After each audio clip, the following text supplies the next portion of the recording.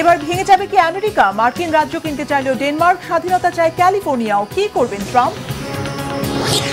আমেরিকার মতো ব্রিটেনেও বিপাকে অবৈধ ভারতীয়রা, তাদের ধরতে পুলিশের অভিযান, তাদেরও কি ফেরত পাঠানো হবে দেশে? মোনালিসার ভ্রু নেই কেন? 500 বছর পর উত্তর দিলেন মোনালিসা নিজেই। কিভাবে সম্ভব? কি জানালো বিখ্যাত এই শিল্পকর্মটি? আসসালামু আলাইকুম, দেখছিলেন Bangla vision world news headline. অন্য দেশ ভাঙতে গিয়ে এবার ডোনাল্ড ট্রাম্পের দেশ আমেরিকায় ভাঙার মুখোমুখি। ট্রাম্প গ্রিনল্যান্ড কিনতে চাওয়ায় এবার উল্টো আমেরিকার ক্যালিফোর্নিয়া অঙ্গরাজ্য কেনার প্রস্তাব দিয়েছে ডেনমার্কের একটি সংগঠন। এর বিনিময়ে যুক্তরাষ্ট্রকে $1 ট্রিলিয়ন দেওয়া হবে বলে জানিয়েছে তারা। এরই মাঝে গণস্বাক্ষর কার্যক্রম শুরু করেছে সংগঠনটি। এখানেই ট্রাম্পের বিপদ শেষ নয়। খোদ মার্কিন রাজ্য ক্যালিফোর্নিয়া যুক্তরাষ্ট্র থেকে আলাদা হয়ে স্বাধীন রাষ্ট্র হতে চায়। তাদের এই চাওয়া বহুদিনের হলেও ট্রাম্প দ্বিতীয় মেয়াদে আবারও ক্ষমতায় আসার পর এই দাবি জোরালো হয়েছে। প্রশ্ন উঠেছে, ক্যালিফোর্নিয়া কি স্বাধীনতা পাবে? তাহলে কি আমেরিকা ভেঙে যাবে? হিজল জোবাইরের ডেস্ক রিপোর্টে বিস্তারিত। ট্রাম্পের চাওয়া গ্রিনল্যান্ড, অন্যদিকে ডেনমার্ক কিনে নিতে চাইছে ক্যালিফোর্নিয়া। ডেনমার্কিফিকেশন নামে ডেনমার্কের একটি সামাজিক সংগঠন যুক্তরাষ্ট্রকে এই নাটকীয় প্রস্তাব দিয়েছে। তারা বলছে, ট্রাম্পের কাছে গ্রিনল্যান্ড বিক্রি নয়, বরং মার্কিন অঙ্গরাজ্য ক্যালিফোর্নিয়া কিনে নেয়ার মধ্য দিয়ে ডেনমার্কেরই ভূখণ্ড বাড়ানো উচিত। এ অবস্থানের পক্ষে জনমত বাড়াতে অনলাইনে গণস্বাক্ষর কার্যক্রম শুরু করেছে ডেনমার্কিফিকেশন। এরই মাঝে 2 লাখের মতো মানুষ এতে স্বাক্ষর করেছে।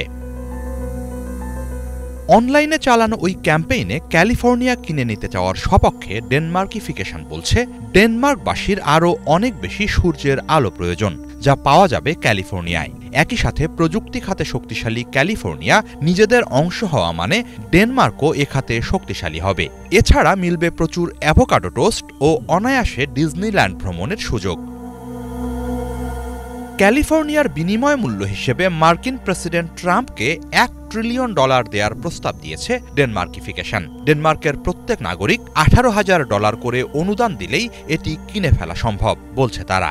একই সাথে ট্রাম্পকে উপহাস করে বিনিময় মূল্যের অংশ হিসেবে ডেনমার্কের পক্ষ থেকে অব্যাহতভাবে ডেনিশ পেস্ট্রি সরবরাহেরও প্রস্তাব দেয়া হয়েছে। এদিকে নীতিগত দ্বন্দ্বের কারণে 2016 সালে ট্রাম্প প্রথম মেয়াদে ক্ষমতায় আসার পর থেকেই যুক্তরাষ্ট্র থেকে বিচ্ছিন্ন হয়ে স্বাধীন দেশ হতে চায় ক্যালিফোর্নিয়াবাসীর একাংশ। ব্রেক্সিটের সাথে মিলিয়ে এ আন্দোলনের নাম দেয়া হয়েছে ক্যালেক্সিট।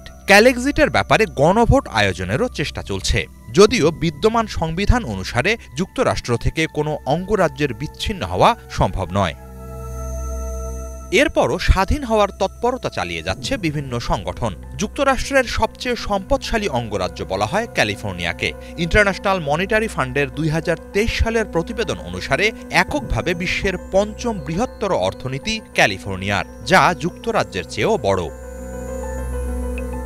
অন্যদিকে ফেডারেল সরকারের সাথে নীতিগত দ্বন্দ্বের কারণে বরাবরই ডেমোক্র্যাটদের দখলে থাকা ক্যালিফোর্নিয়ার প্রতি বিরূপ মনোভাব পোষণ করে আসছেন ট্রাম্প। কিছুদিন আগেও একে যুক্তরাষ্ট্রের সবচেয়ে বাজে ও নষ্ট হয়ে যাওয়া অঙ্গরাজ্য বলে গালমন্দ করেছেন তিনি। সার্বিক প্রেক্ষাপটে প্রায় 30% মানুষ স্বাধীন ক্যালিফোর্নিয়ার সপক্ষে। এই টানাপোড়েনের মাঝেই ডেনমার্কিফিকেশনের পক্ষ থেকে ক্যালিফোর্নিয়া কিনে নিতে চাওয়ার প্রস্তাব অঙ্গরাজ্যটির স্বাধীনতাকামী অংশকে নতুন করে উজ্জীবিত করতে পারে বলে অভিমত অনেক বিশ্লেষকের। ট্রাম্প ক্ষমতায় বসার পরপরই গ্রিনল্যান্ড, কানাডা, গাজা সহ বিভিন্ন দেশ বা অঞ্চল কিনে নেয়া কিংবা দখলের হুমকি দিয়ে চলেছেন। এর জোরালো সমালোচনা করছেন তারা। এরই মাঝে ডেনমার্ক তাদের নিয়ন্ত্রণে থাকা গ্রিনল্যান্ড কিনে নেয়ার ব্যাপারে ট্রাম্পের প্রস্তাব প্রত্যাখ্যান করেছে। এই অঞ্চল কোনো মতেই বিক্রির জন্য নয় বলে শক্তভাবে জানিয়ে দিয়েছে তারা। হিজল জোবায়ের, বাংলা ভিশন। এবার যুক্তরাষ্ট্রের মতো যুক্তরাজ্যেও চরম বেকায়দায় পড়েছেন অবৈধ ভারতীয়রা। যুক্তরাজ্যের বিভিন্ন এলাকায় ভারতের রেস্টুরেন্টগুলো লক্ষ্য করে পুলিশের সাঁড়াশি অভিযানে আতঙ্ক ছড়িয়ে পড়েছে অভিবাসন প্রত্যাশী আর নথিপত্রবিহীন বিদেশিদের মধ্যে। মার্কিন প্রেসিডেন্ট ডোনাল্ড ট্রাম্প গত জানুয়ারিতে ক্ষমতা গ্রহণের পর যুক্তরাষ্ট্র জুড়ে অনুপ্রবেশকারী অবৈধ অভিবাসীদের তাড়াতে বিশেষ অভিযান শুরু হলে গত সপ্তাহেই বিমান বোঝাই করে 2 শতাধিক ভারতীয়কে দেশে ফেরত পাঠানো হয়। হাতকড়া আর পায়ে শিকল পরিয়ে ভারতীয়দের ফেরত পাঠানো নিয়ে সমালোচনার রেশ থাকতে এই পথে হাঁটা শুরু করেছে মিত্রদেশ যুক্তরাজ্য। মূলত ভারতের খাবারের দোকান লক্ষ্য করে হানা দেয়া হচ্ছে পুলিশ আর অভিবাসন বিষয়ক সংস্থার সদস্যরা। সেখান থেকে পাওয়া তথ্যের ভিত্তিতে বাসাবাড়িতেও ধরপাকড় চলছে। এতে ভারতীয় ছাড়াও অন্যান্য দেশের অবৈধ অভিবাসীদের মধ্যে আতঙ্ক ছড়িয়ে পড়েছে। ধরপাকড় এড়াতে আত্মগোপন করে পালিয়ে বেড়াচ্ছেন নথিপত্রবিহীন অভিবাসীরা। এই অভিযানের তদারকি করছেন ব্রিটিশ স্বরাষ্ট্রমন্ত্রী ইভান কুপার। তিনি জানিয়েছেন, গত বছরের তুলনায় এই বছরের জানুয়ারিতে অবৈধ অভিবাসীদের আটকের সংখ্যা 73% বেড়েছে। গত বছরের 5 জুলাই থেকে এ বছরের 31 জানুয়ারি পর্যন্ত 19,000-এর মতো অবৈধ অভিবাসীকে বিমানে তুলে বিভিন্ন দেশে পাঠানো হয়েছে। শনিবার দুপুরের মধ্যে সব ইসরায়েলি জিম্মিকে হামাস মুক্তি না দিলে যুদ্ধবিরতি চুক্তি বাতিলের হুমকি দিয়েছেন মার্কিন প্রেসিডেন্ট ডোনাল্ড ট্রাম্প। একই সঙ্গে জর্ডান ও মিশর ফিলিস্তিনিদের আশ্রয় না দিলে তাদের সহায়তা বন্ধের হুঁশিয়ারিও দিয়েছেন তিনি।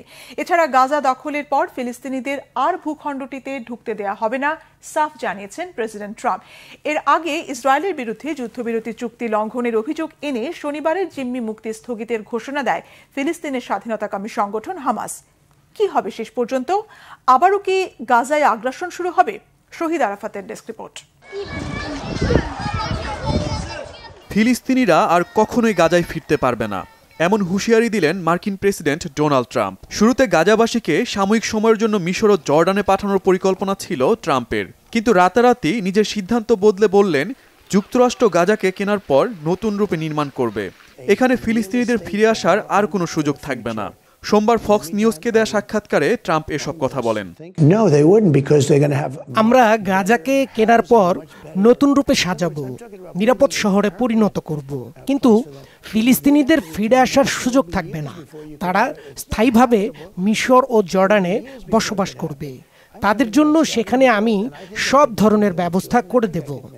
মিশর ও জর্ডান সরকারের সাথে একটি ডিল করব যাতে ফিলিস্তিনিরা ভালো সুযোগ সুবিধা পায়।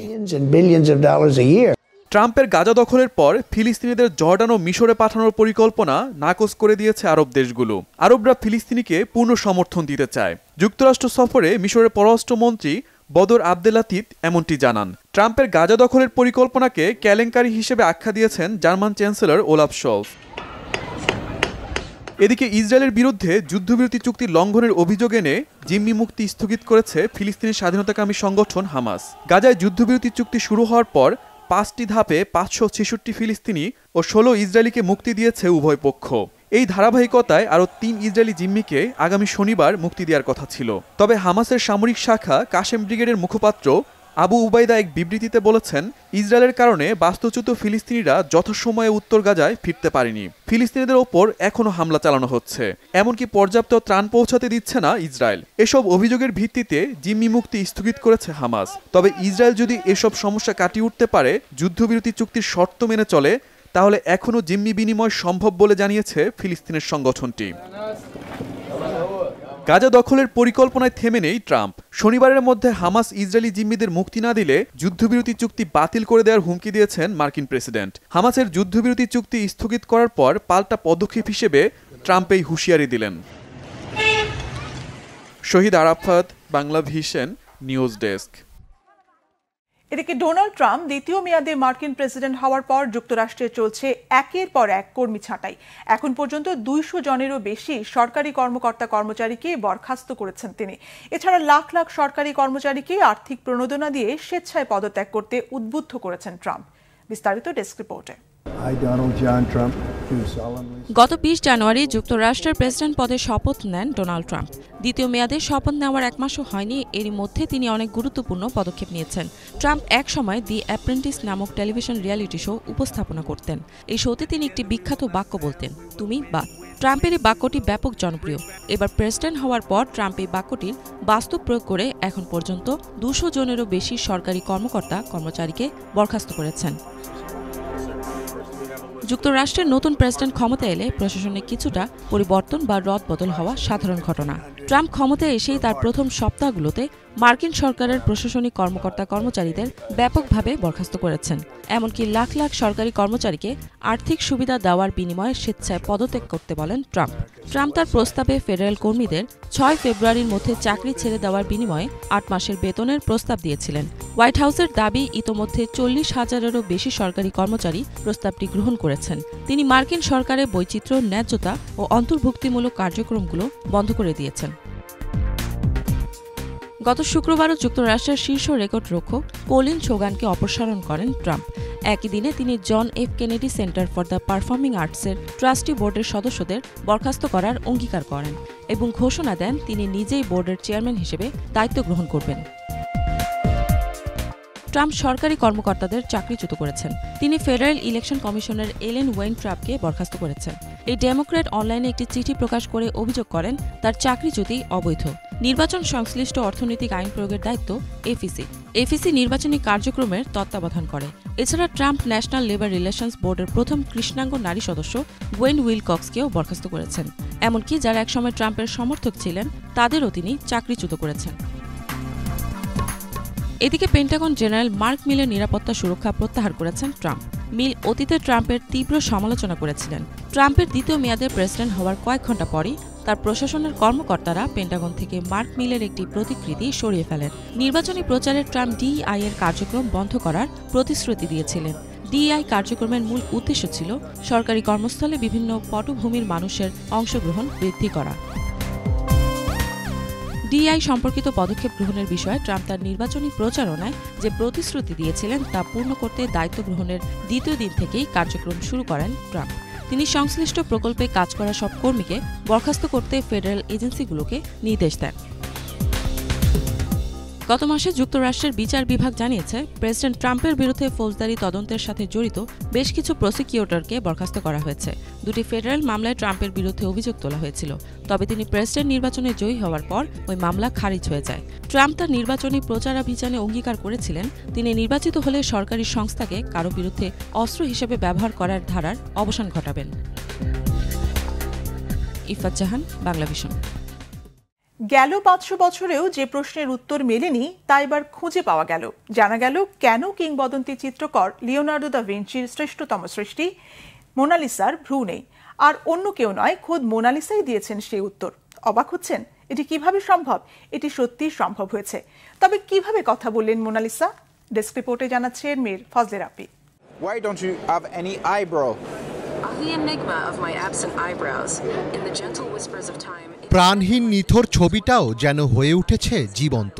মোনালিসার ভেসে আসা আওয়াজ প্রমাণ করে দিচ্ছে ছবিও কথা বলতে পারে।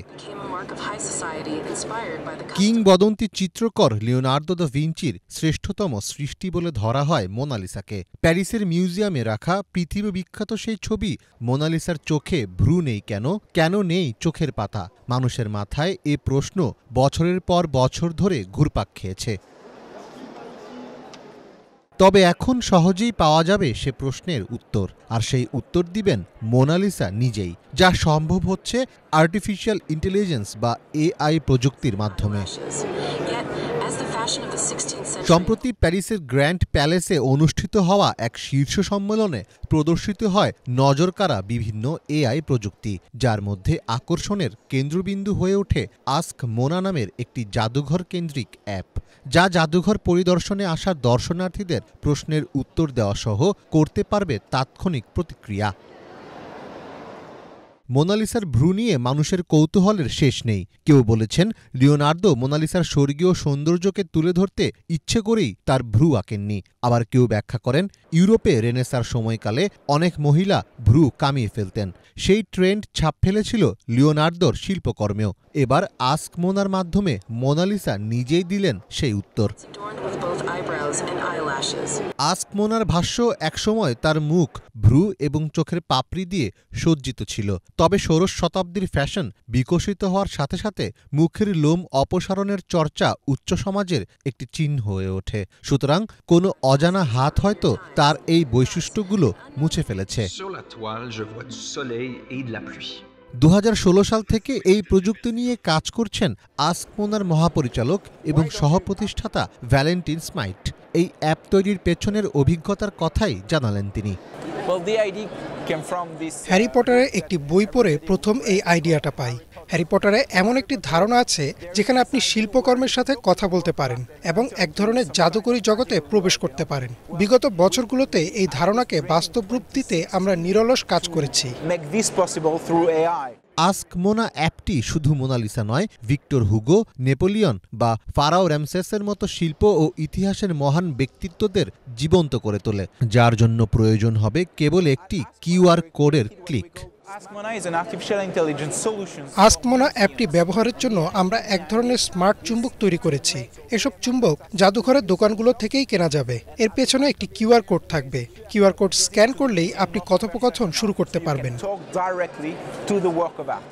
কৃত্রিম বুদ্ধিমত্তা শিল্পকর্ম বা যে কোনো ধরনের বিষয়বস্তুর সাথে আমাদের যোগাযোগের পদ্ধতিতে এক অভূতপূর্ব বিপ্লব ঘটাচ্ছে, যা বিখ্যাত ও ঐতিহাসিক চরিত্রগুলোকে আবারও করে তুলছে জীবন্ত। মীর ফজলে রাব্বি, বাংলা ভিশন। এই ছিল আজকের মতো, সাথে থাকায় ধন্যবাদ।